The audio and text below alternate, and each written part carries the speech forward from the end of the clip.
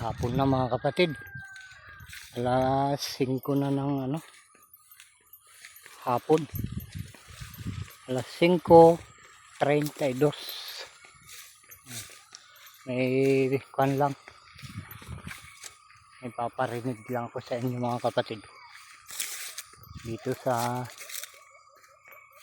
aming lugar pagka ganitong hapon na. Marami kang maririnig na yan, mga sari-saring huni ng ibon.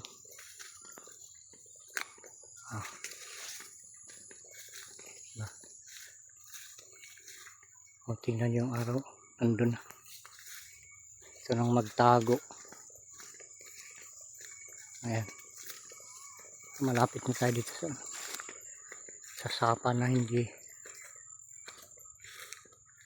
na umagos yung tubig. Naririnig nyo ba mga kapatid yung na yan? Tumutunog na yan. Ayan, may lumipad na ibon. Diba?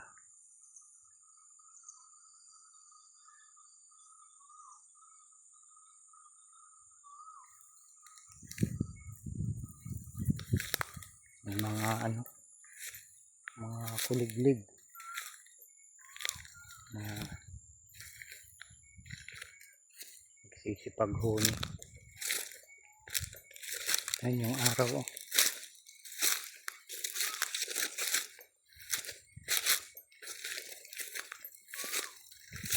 Kalabaw dito.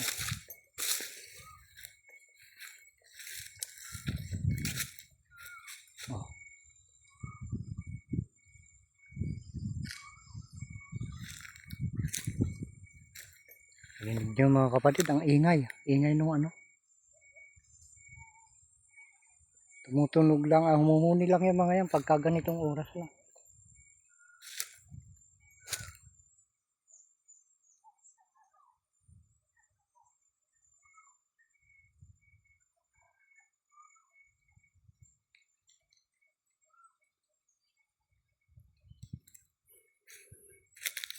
Uy, may ikon pala dito mga kapatid. Tingnan nyo itong kamuting kahoy. Nagbubunga din pala ito.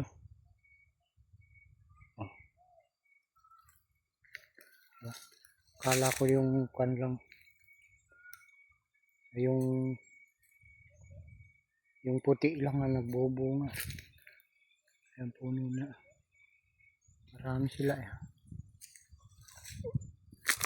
Pati pala itong yelo na ito nagbubunga. Yung bulaklak na.